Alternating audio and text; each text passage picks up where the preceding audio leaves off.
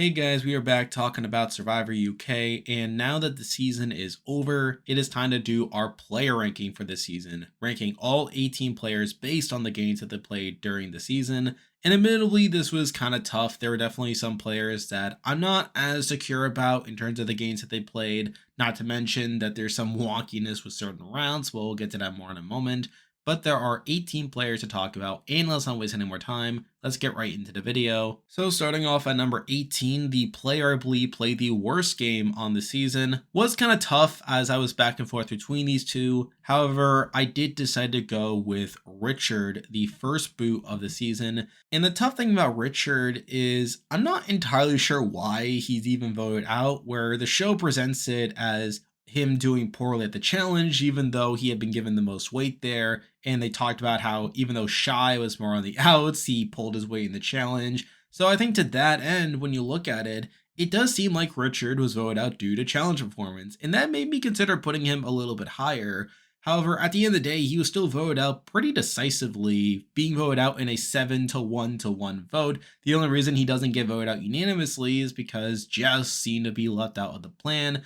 But it seemed like by the time of the vote, he didn't really have much traction. He didn't really have much of a chance of staying. And that's obviously tough to look at, as I feel like I want to put him higher as he was voted out more due to challenge strength. And it seemed like these players weren't as solidified in taking a strategic approach yet in the game. But at the end of the day, I mean, that I think that's what it came down to. The fact that he didn't have more of a backing during his boot round, which leaves him here at number 18. Now moving on to number 17, and there was a serious debate for this person being below Richard. However, after thinking about it, I did decide to go with Sabrina here, the second boot of the season. And again, I feel like there's a serious debate for her being below Richard, as I feel like she did more to get on the bad side of the opposition, where obviously she was very focused on challenge strength, and through that she was targeting some of these perceived challenge weaknesses that put a target on her back. I feel like she did more to lead to her downfall than Richard did, which obviously was a factor in her being lower. However, the reason I have her above Richard is I feel like she had more of a backing on her tribe than Richard, where she had very solid allies in Hannah, Pegleg, and Lee, these people that were focused on challenge strength, and she seemed to have an okay relationship with Doug, who was in the middle of the tribe and someone who could have sided with that group if he wanted to, but obviously he ends up not doing so. And you do also have to fault their group for not voting together, where they do end up splitting their votes between Rach and Ashley, which makes it even easier for the other side to get their way there. So I'm not saying she played a good game by any means, and I feel like at the end of the day, she did more to lead to her own downfall than Richard.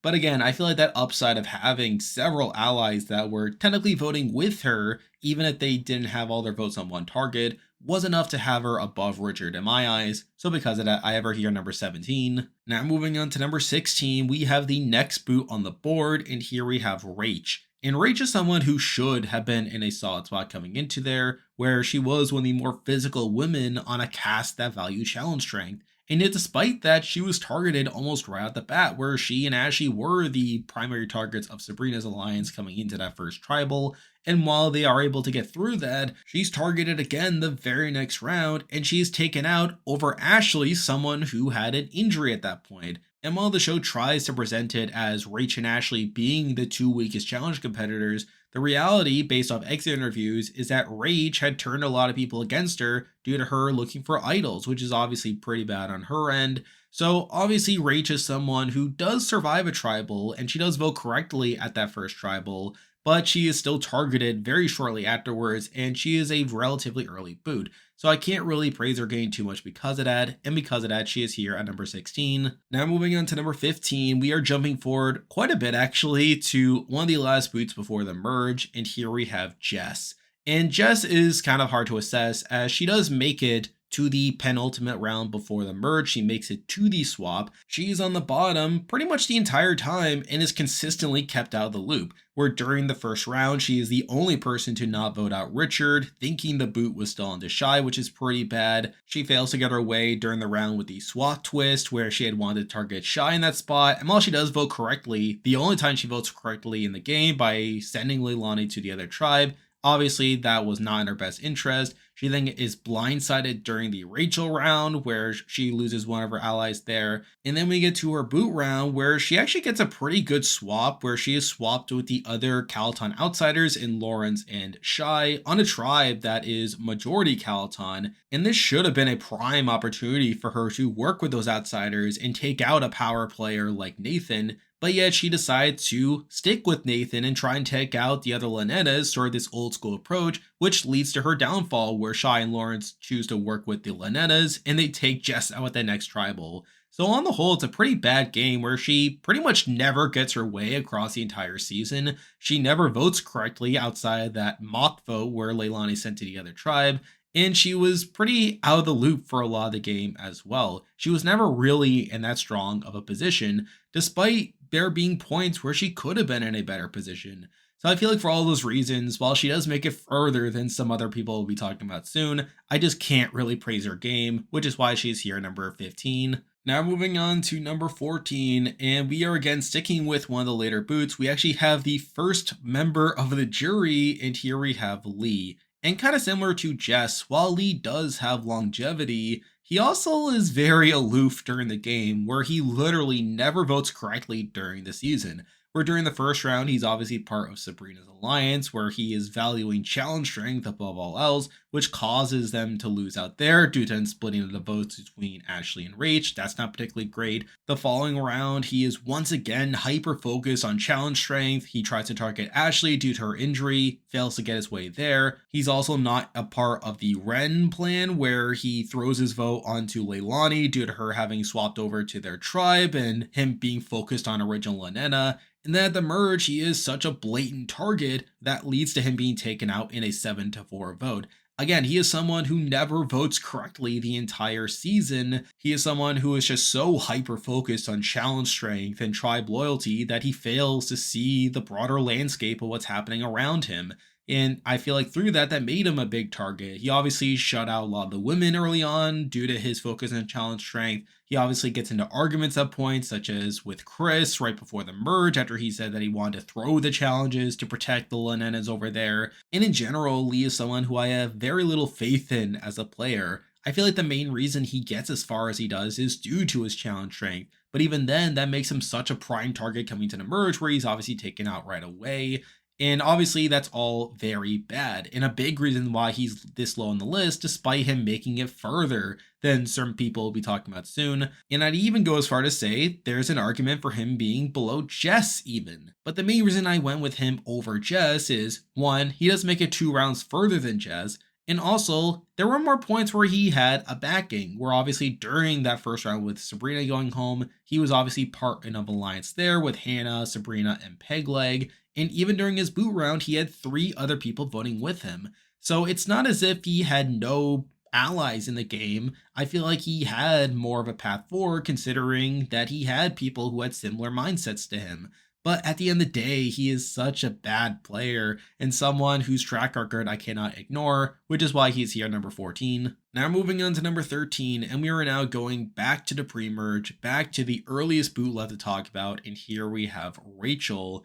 And am I saying Rachel played that good of a game? Not really, but she at least voted correctly during the Richard round, unlike Jess. And plus, I feel like she played less actively bad than Lee, where while she wasn't in that solid of a position for a lot of the game, I feel like she did okay enough, like earlier on. And while she does eventually get taken out at the second tribal she attends, where she obviously tried to split the votes on Shai and Lawrence, I feel like at that point she was just at the bottom and was just doing her best to try and survive. But obviously she ends up being taken out due to her being seen as more threatening than Jess. So obviously none of that's particularly great. And obviously, Rachel is someone who I'm not saying is that good of a player, but I also feel like Rachel is someone who had a bit more potential in the game than Jess, who I feel like was largely resigned to just being at the bottom of the majority alliance. I feel like Rachel is someone who, had they made it further, I would have had more faith in them to try and play their own game compared to Jess, but obviously at the end of the day, they are still a relatively early boot, which is why they're here at number 13.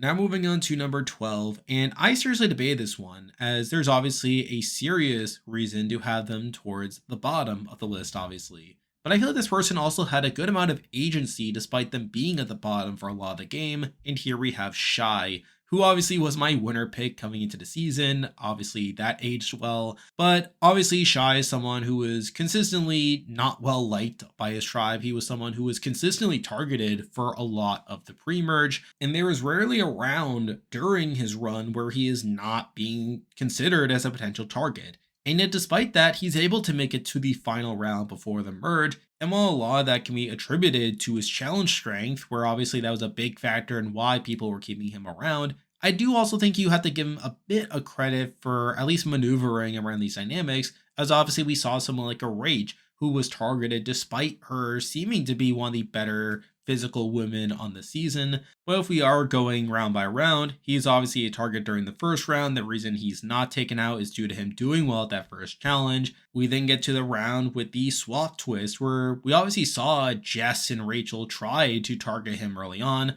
but Leilani was seen as the much bigger challenge weakness, and obviously that carried over into the vote there to send her to the other tribe.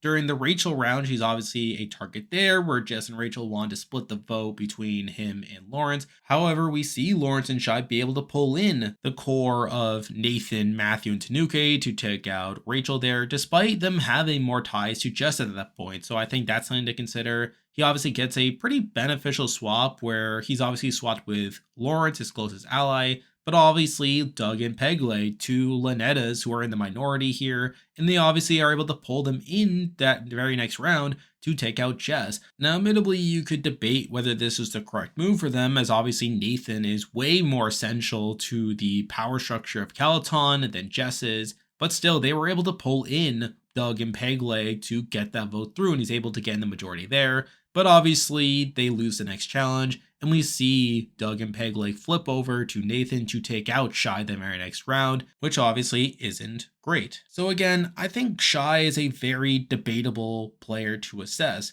where obviously he did struggle to connect with people socially, and that led to him being at the bottom for a lot of the season. And while he does make it to the last round before the merge, I think a lot of that is due to him being good at challenges, where it seemed like other people are being taken out due to them being challenge liabilities over him. And I think even if he had made it to the merge, I don't think he would have been in a good spot to win the game, as obviously he wasn't that good socially. And even Lawrence, his closest ally, was largely using him as a meat shield, so I think through that he would have been targeted anyway. So obviously it's a very tough game to assess. The main reason I have him above the other people we already discussed is one, he does at least survive multiple tribals in a spot where he does vote correctly at all those tribals. And plus, he did at least do well enough at the swap, where obviously he was able to flip over Doug and Pegle to take out Jess, so he was at least in a good spot at one point within the game. But at the end of the day, it's still a largely mediocre run, which is why he's here at number 12. Now moving on to number 11, we have the highest ranked pre-merger left to talk about, and here we have Ren. And Ren's another one that's largely hard to assess, as there was a point where they seemed to be in a good spot, where obviously they had a solid relationship with people like Doug and Christopher, and that should have propelled them deeper into the game. I think where they really start to slip up is obviously with the outpost, where they are sent to the outpost and they are able to obtain an idol clue, which they are able to later tell Doug about, and through that Doug is able to get the idol. But I feel like the way Ren talks to the rest of the tribe about this lie about getting all the fish is something that causes suspicion. And then later on, this just paints a target on their back to where they are eventually taken out at the third tribal that they attend. So obviously, it's not a great run in the grand scheme of things. And considering that Ren is an earlier boot than Jess, Shai, or Lee, there's a serious debate for them being lower on the list. But I feel like at the end of the day, their mistakes aren't as bad as those three. And plus, I feel like they were in the majority for more of their run than those three. So I feel like that was enough to have them at least this high on the list.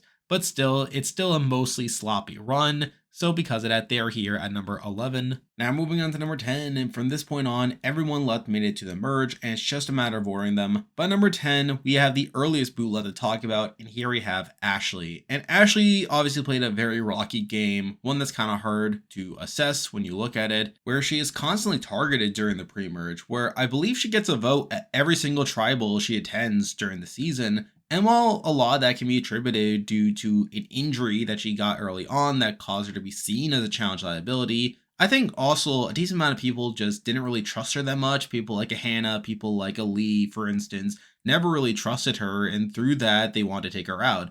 And while she is able to survive round after round, I think the fact that she was targeted so much is a bit of an issue. But again, she is part of the majority early on, working alongside Doug and Chris, taking out Sabrina, taking out Rach at those first two tribals. Then we get to the Ren round, which I think is a bit wonky, where I feel like Ren is someone that Ashley was closer to than a lot of the other people on that tribe. So the fact that she takes them out at that point is kind of questionable, but again, she's in the majority there.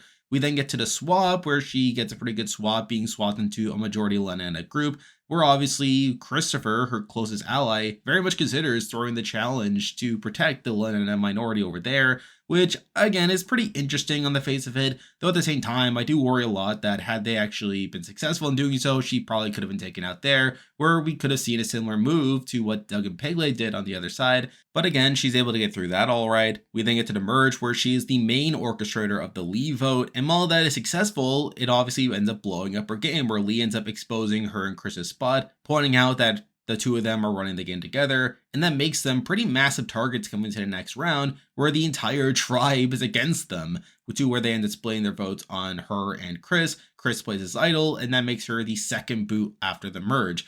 On the whole, it's a very rocky game where she is constantly targeted, and yes, while she is in the majority, again, the fact that she is getting so many votes against her at all these tribals is an issue in my eyes, and a big reason why she is lower on the list. But again, I feel like she's probably a better player than a lot of the other people we already talked about. I feel like she was more solidly within a majority alliance for more of the game than the people we already talked about. And while I think by the end of it, she brought her boot onto herself, I think you also have to factor in the fact that she had an injury for a lot of the season, and that made people see her as a challenge liability to where she was targeted at all these tribals. So even with her being targeted, I think there's a bit of an excuse for that, where I feel like she didn't do as much wrong to be targeted, even though she obviously did some things to turn people against her, made people not trust her as much. So obviously it's a game of ups and downs, but ultimately I have her here at number 10. Now moving on to number 9, and I did debate this one to a degree, as this person made it very deep into the game.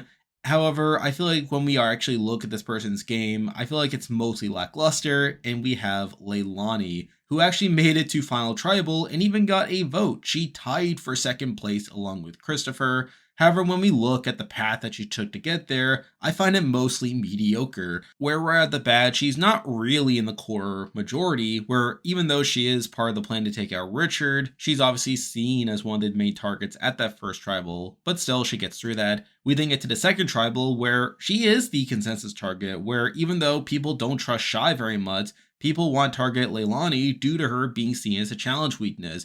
And really, she largely gets saved due to it being a non-elimination round, where she is voted over to the other tribe, where had that not been the case, she outright gets voted out at the second tribal. So I feel like that's a pretty big knock against her. Over Lenana, she ends up telling this lie about why she was sent over there, only for her to eventually back out of it and admit to the tribe that she had lied, which obviously causes people to not trust her too much. And while she is able to get through the Ren round, she's still not really in the core majority group. And for the next couple rounds, she's kind of just there, kind of just voting in the numbers. And while she is in the majority, she's not really a pivotal force within there. During the Doug blind side, we see Christopher trying to flip the game onto her of all people, even though there are much bigger fish to fry at that point. But again, she gets through that okay. But then we get to the final 8, where things kind of go downhill, where at that point, she gets blindsided the Tanuk round, losing one of her closer allies there. During the Lawrence round, the final 7, she's the only person not included in that plan, throwing her vote onto Pegleg. And then the next round, she gets blindsided once again, losing Nathan, one of her closer allies at that point. So that's 3 rounds in a row where she is completely left out of the plans there, and obviously that's pretty bad.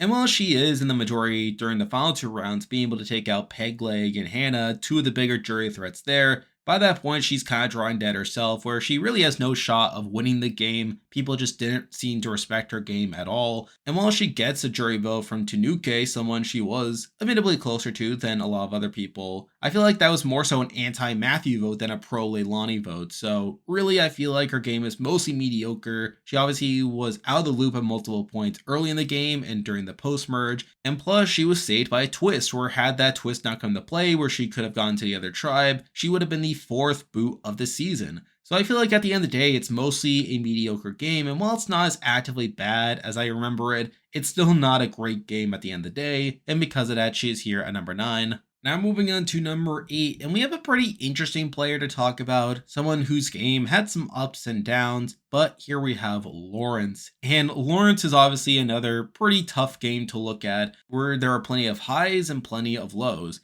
But I feel like early on, he's kind of just there voting for the majority in the Richard round. And while he does have some good relationships with Tanuk and Nathan, I feel like he's not really in the core of that group. He obviously builds a bond with Shai, who he ends up using as a meat shield down the road, but I still feel like he wasn't in a particularly dominant position early on. We obviously see him go to the outpost in episode 3, where he does decide to not take the idol, but that doesn't avoid suspicion from him. Where obviously during the Rachel round, we see Rachel and Jess trying to split the vote on him and Shai to try to avoid an idol play. And again, while he does get through that, that's still kind of a rocky spot for him. But then we get to the swap, where I think his game gets a bit more interesting. Where at that point, he is obviously swapped with Shai, who is obviously his meat shield, and he's able to pull in Doug and Pegleg, the two Lenenas from that group, and they are successfully able to blindside Jess at the next tribal. Though I will say the decision to blindside Jess is still one I'm kind of conflicted on.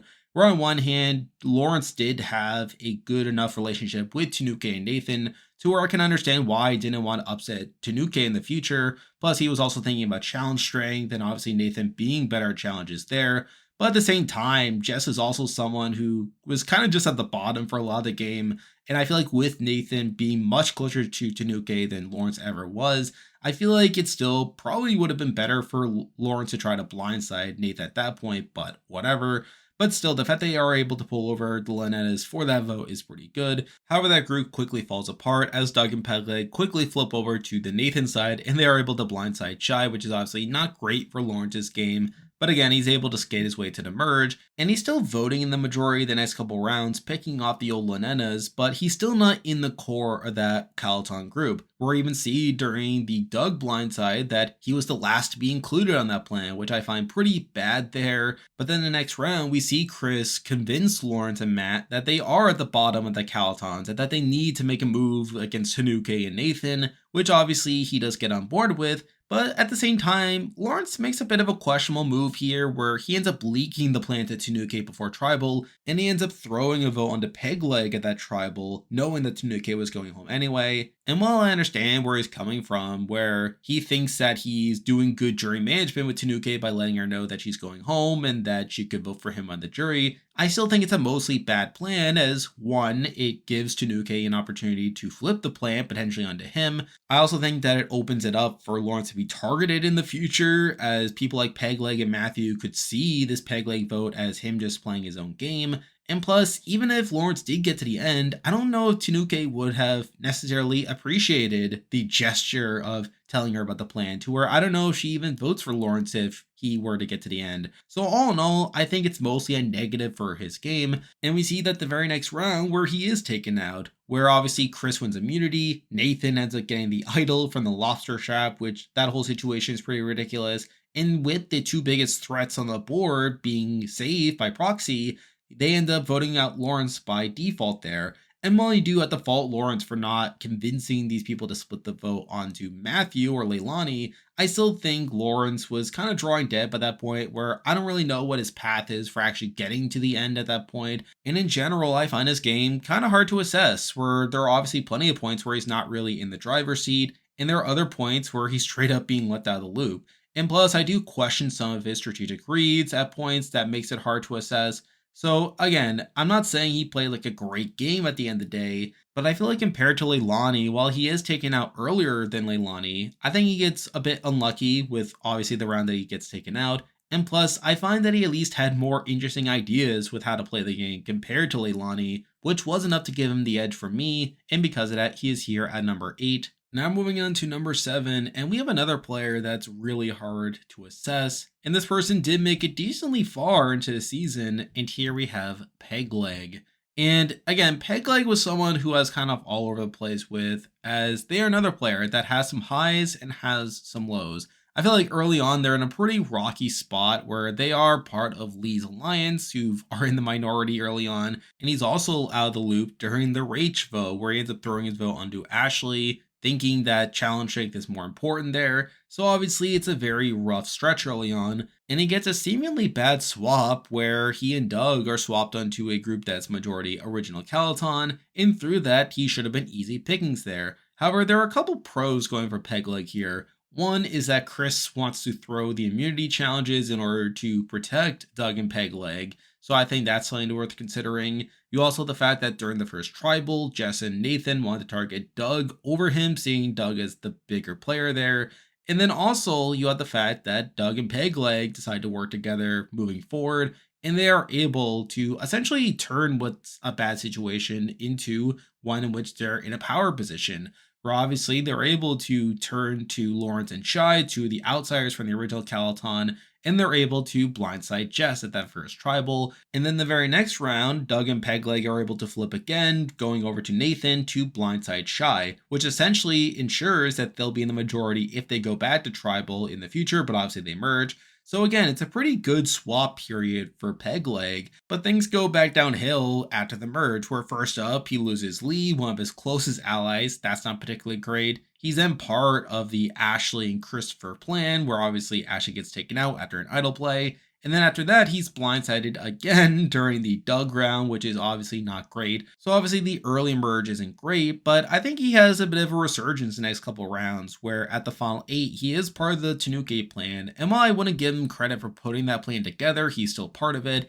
At the final 7, he's also part of the Lawrence plan. And then we get to final 6, where he ends up winning immunity and is also part of the Nathan plan. So again, it's a pretty good stretch for him. The problem, though, is I feel like from this point on, he probably has a pretty rough road towards the end, where even at this point, his closest ally in Hannah recognized that he was one of the biggest threats out there, and he would probably need to win out if he wants to get towards the end. And obviously, that's not helped at the final 5, where Chris wins immunity, and through that, he is taken out.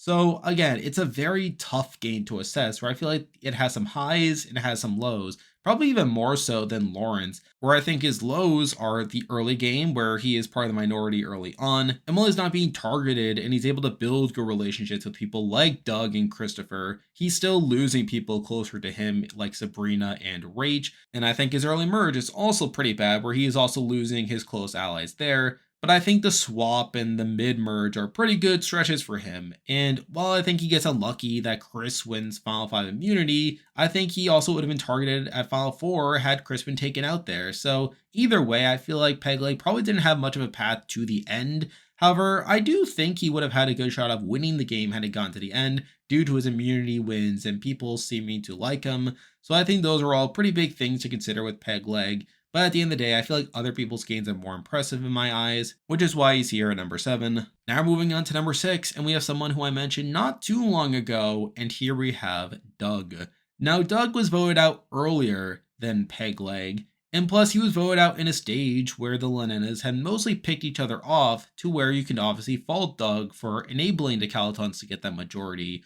However, I feel like when compared to Pegleg, I feel like there were more points where Doug was able to get his way than Pegleg, where if we are going to the beginning of the game, Doug was in a much stronger position on his tribe, where he was the swing vote between these two groups, between the Chris and Ashley side, but also with the more challenge strength side in Lee and Pegleg. And we see that play out during the first two tribals, where he is a key swing vote in taking out Sabrina and Rage. When Ren goes to the outpost, they end up sharing their idol clue with Doug, which allows Doug to end up getting the idol, which is obviously pretty good there. And again, on the whole, he is in a very strong position early on. He obviously gets the same bad swap as Pegleg, being swapped over to the majority Calaton group. However, he is still able to pull in Lawrence and Shai to take out Jess at that first tribal, and then flip over to the Nathan side to take out Shai at the next tribal. You also have Chris wanting to throw the immunity challenges in order to keep Doug and Pegleg safe. So again, the swap is still pretty good for him. So again, I feel like on the whole, Doug's pre-merge is a lot stronger than Pegleg's pre-merge. But then obviously the post-merge is where his game falls apart, where obviously at that point the Lenin has become divided. He's not part of the plan to take out Lee, where obviously he is one of the people to vote for Ashley.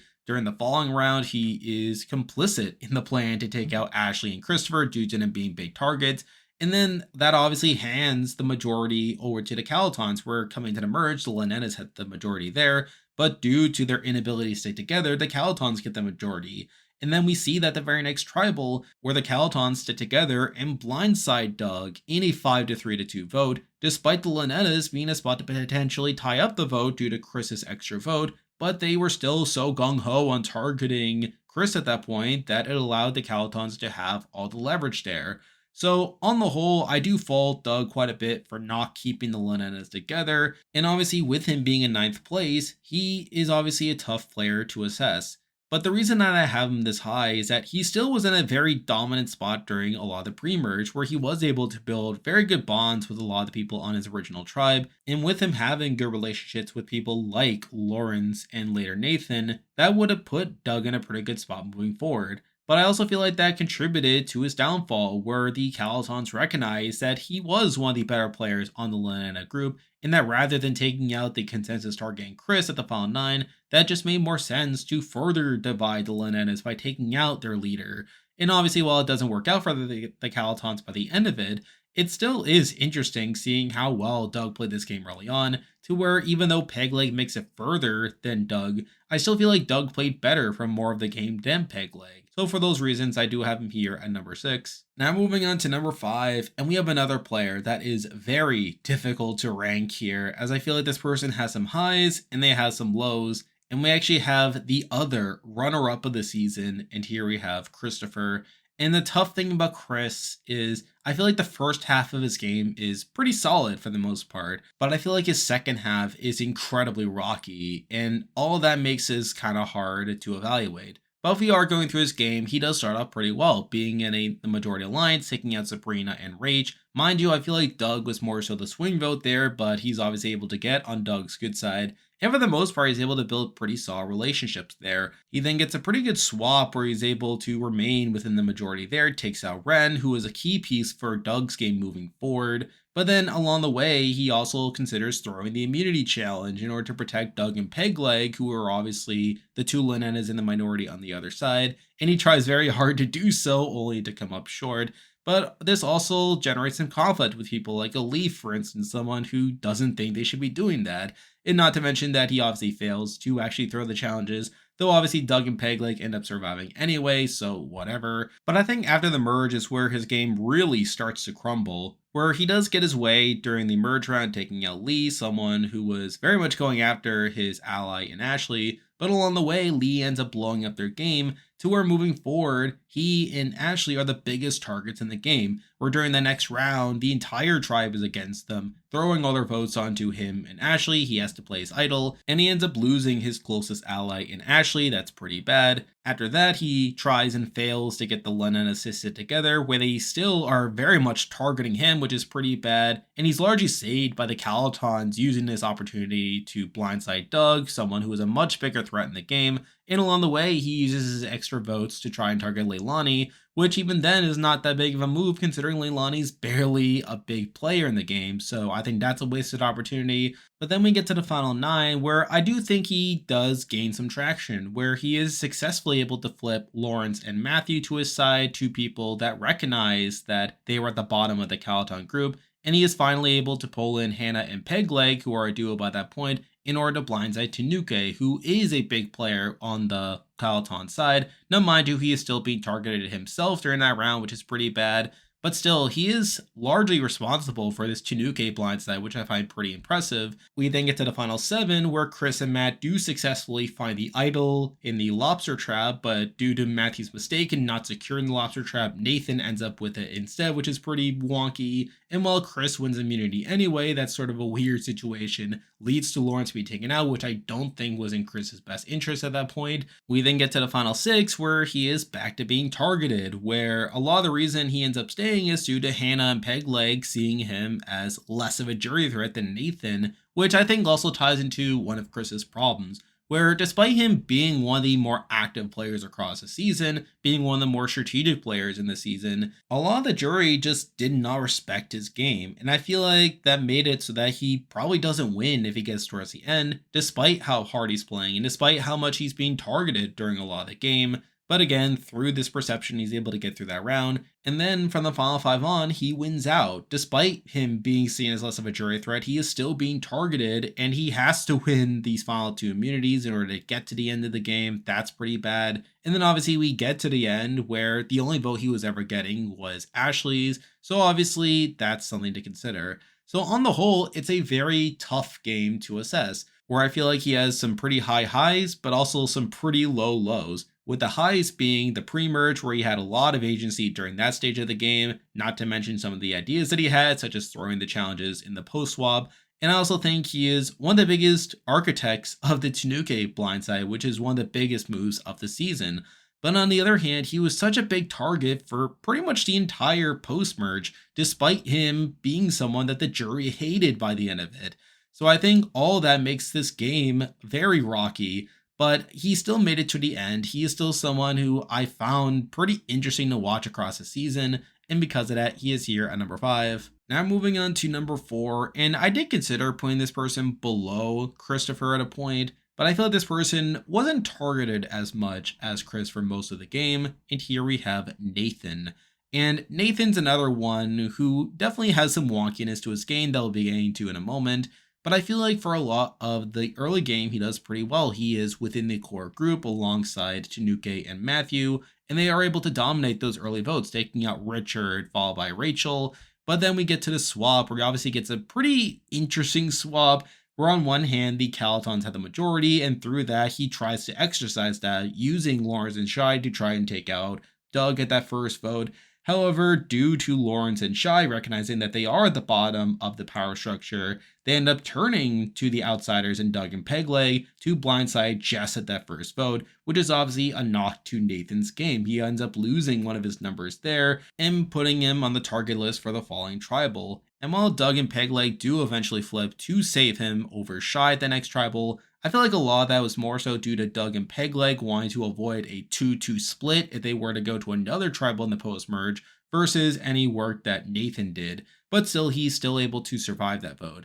And then we get to the merge where his group is down in numbers. The Caltons do have a numbers disadvantage over the Lanenas. However, they are able to take advantage of divisions within Lanena to take out Lee, followed by Ashley. And then coming into that final 9 round, the Caltons are able to get the majority. And even though Chris had an extra vote that they could have used to tie up the votes, with the Lanenas being so divided, they end up using this opportunity to take out Doug, who was one of the bigger players on the Lanena side, and therefore fracturing the Lanenas even further. So I feel like this early merge stretch is very good for Nathan's group, and obviously should have put them in a pretty powerful position moving forward. But then obviously the game flips on them the following round, where Chris is able to flip over the likes of Matthew and Lawrence to their side, while rallying together the remaining Lanena group in order to blindside Tanuke, which is obviously a massive blow to Nathan's game, taking out one of his closest allies, and then obviously putting him once again on the target list coming to the next round. But then we get to the final 7, which is a very strange round, where Nathan is the initial target, and we even see this twist come into play where they have the idol in the lobster trap, which Matthew finds the key for.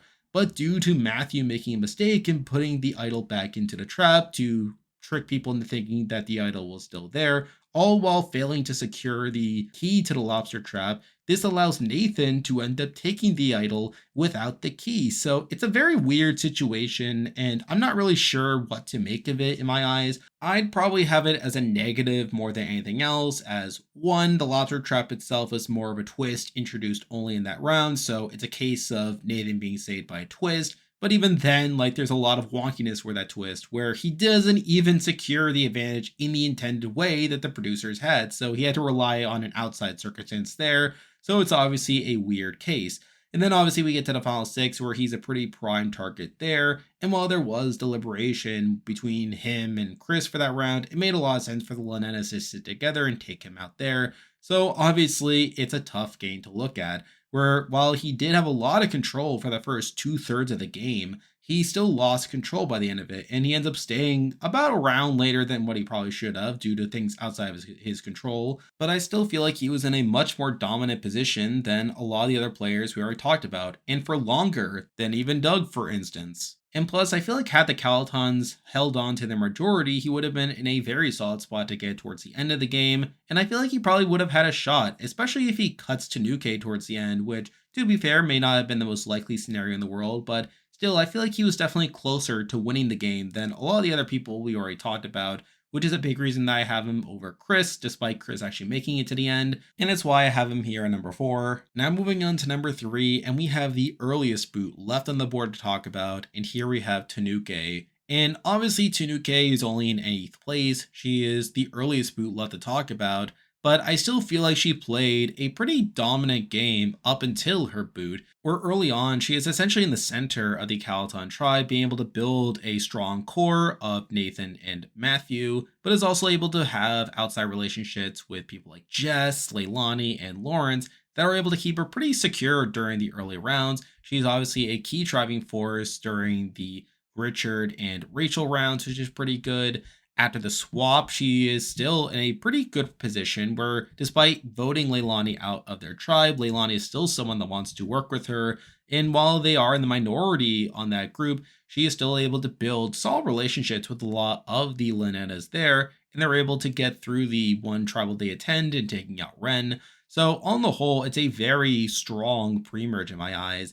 And then we go over to the merge, where again, the Calotons are down the numbers. But through that, they're able to take advantage of divisions within the Linetas, taking out Lee, followed by Ashley and Chris after they become pariahs on their group, to where the Calotons end up becoming the majority moving forward. And obviously, Tanuk, recognizing this, wants to ride out the rest of the game with the Calotons. And through that, they are able to exercise their majority and taking advantage of the fact that the Linetas still were divided to take out Doug at the next tribal, taking out a pretty massive player there. And again, this felt in the edit to be a big coronation for her, where Tanuk was the driving force behind that Doug blindside. And considering how people like Chris were still pretty big targets in the future, I feel like this should have put Tanuk in a spot to steamroll from that point on. However, this is also the point that leads to her downfall, where I feel like through her making that Doug move, that ends up painting a target on her back that causes Chris to eventually approach Matthew and Lawrence about flipping over to take her out. And while Matthew is hesitant for a lot of that round, he does eventually come around, recognizing that Tanuk and Nathan are more loyal to each other than they are to him. And I think the other thing to bring up is Lawrence, where even though Lawrence is recognizing the need to take out Tanuk in this spot, he still feels the need to tell Tanuk about this plan, which I think speaks to how difficult this move was and how good of a bond that Tanuk was able to build with Lawrence. And Lawrence doesn't even vote for Tanuk in the end, throwing his vote into peg leg. But still, Tanuk is taken out in 8th place. So I feel like Tanuk, despite her only being in 8th place, played a pretty strong game for the most of the season. And yes, while there are minor things you can point to, like the fact that she chose to go over to the other tribe at the swap, putting herself in a worse position, she was still able to recover through that, and she was able to build very solid bonds through a lot of the season that allowed her to get as far as she was. And I feel like she was in a good spot to potentially win the game had her group stuck together and gotten towards the end together. So I feel like that's another big thing going for her.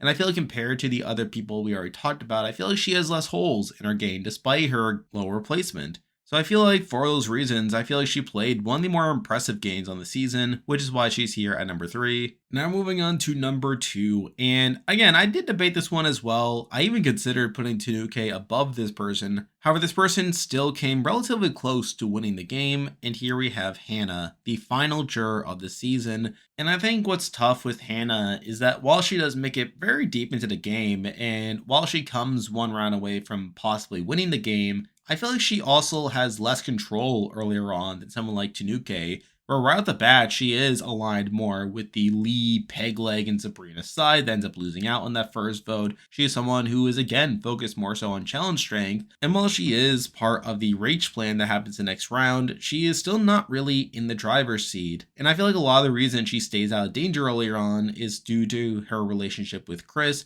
We then get to the post-swap where she is again on the outs, losing out on the Ren vote, someone that she was closer to. And again, a lot of her pre-merge is pretty unremarkable. We then get to the post-merge, which is pretty bad, where she loses Lee, one of her closer allies there. She's not part of that plan. We then get to the Chris and Ashley stuff, where obviously she is part of that, but obviously that's at a point where the Linetas lose their numbers advantage to the Calotons.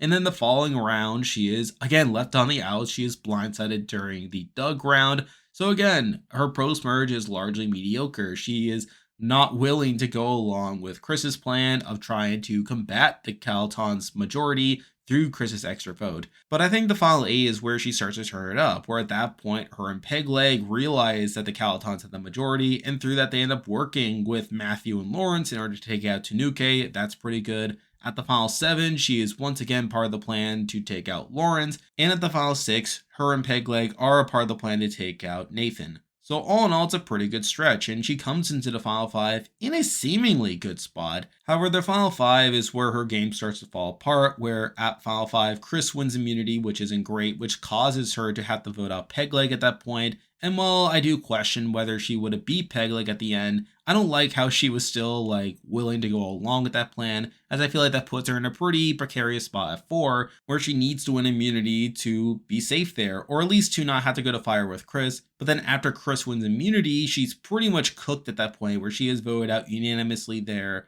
obviously one spot short at the end. So obviously, it's not the greatest game in the world, especially if you are comparing her to other final jurors in Survivor history, where while she was effective in building relationships with Pegleg and Lee and Chris that kept her safe for a lot of the game, I also feel like there were plenty of points where she was on the outs for votes. And I feel like even at the points where she was in the majority, she wasn't really in the driver's seat for a lot there, outside the final 6. But I think a big thing going for her is that I feel like she would have had a good shot of winning the game had she gotten to the end, as it feels like the jury just didn't really respect Leilani or Chris. And I feel like even against Matt, while Matt did play a more impressive game at the end of the day, I feel like there were people that were also mad at Matt, people like Tanuk and Nathan, to where I could have seen them potentially voting for Hannah over him at the end of the day. So I feel like that's also something that's helping her out on this ranking. That and also the fact that she came one round away from winning the game, unlike someone like Pegleg. So I feel like those were enough to have her this high on the list. But I feel like there's a pretty clear number 1, which is why she's here at number 2. And now, at number 1, a person I believe played the best game on Survivor UK is the winner of this season. And here we have Matthew. And I feel like Matt played a pretty solid game, all things considered, and clearly the best game of the season, where he was pretty consistently within the majority alliance, and I feel like he had a decent amount of agency throughout a lot of the game, though there are some weird things to talk about along the way, obviously. But early on, he's in a pretty solid spot on the Calaton group. He's part of a core group of Tanuk and Nathan. And while he was the third in that trio, he was still someone that they were planning to take very deep into the game. But obviously, through that, they're able to dominate the early rounds, taking out Richard, then Rachel without too much difficulty. He then swaps over to Lanena, where he and Tanuk are able to build pretty good bonds with the other Lanenas, and they're able to survive the one tribal they go to and taking out Ren. I think the one question mark in all this is the fact that Chris did try to throw the immunity challenges to protect the Lanenas over on the new Calaton, as I'm not entirely sure what would have happened had they gone the tribal there, where obviously Chris wanted to do that in order to remain Lanena strong, and through that target one of the original Calatons on that tribe. But considering that, 1, Lee ended up voting for Leilani at the Ren tribal, thinking that Lanena strong was holding true, and also the fact that the Lanenas were so divided to where they instantly fractured at the merge, it makes me think that even if Chris had succeeded in throwing the immunity challenge, that Matthew and Tanuk probably would have been fine there. So through that, I think that's not too big of a knock. We then get to the merge where he's able to reunite with Lawrence and Nathan, and the Calatons are able to run the next couple rounds, taking out Lee, Ashley, and Doug, all while Matthew remains to be in a pretty solid spot. Then we get to the final 8, where Chris is obviously able to flip Matt and Lawrence to take out Tanuk. Matt is then able to use his relationships with Pegleg and Hannah to get them on board with the plan. And obviously at that point they take out Tanuk, obviously one of his closer allies across the season. And this ends up being a pretty massive move for Matt, taking out one of his closer allies, but also someone who would have beaten him had she gotten to the end with him. And despite it having potential to paint a target on Matthew's back, it simply doesn't, as he's able to get through a lot of the game without too much blowback. We obviously had the final 7, where he does make a bit of a mistake in obviously not securing the lobster trap after finding the idol, where he does have the right idea and putting the idol back so that no one suspects that the idol's been found. But obviously, due to his own mistake, Nathan ends up with the idol, someone who did become more of a target after the Tanuk round. And with Chris winning immunity, that should have been Matt's worst case scenario, as both of the biggest targets in the game were essentially immune for that round.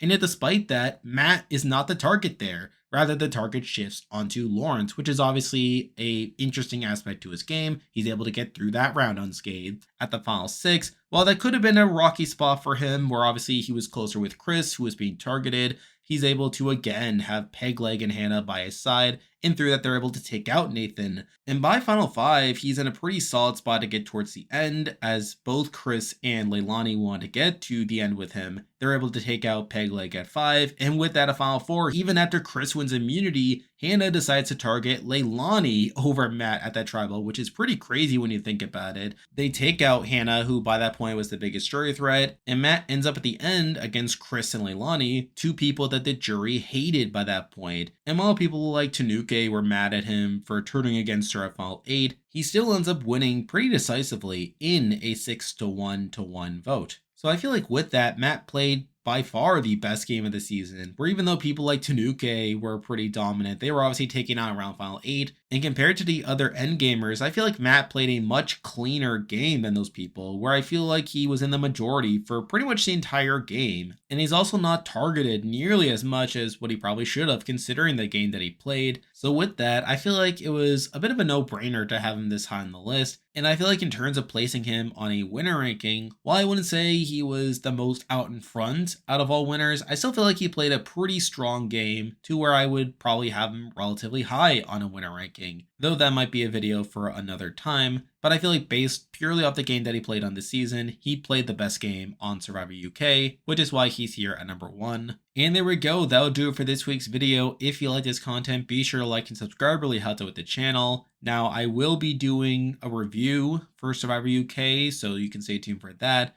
And obviously, with Survivor 45 ending, you can expect a review and player ranking for that season when it comes out, so you can stay tuned for that. And aside from that, I'll be doing more general Survivor content in the weeks to come, so you can look forward to that. I'm on Patreon now, so if you want to consider supporting the channel, you can do so by clicking the link in the description.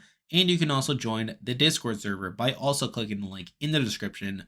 There's a lot of stuff coming your way, but for now, that is the video. See ya.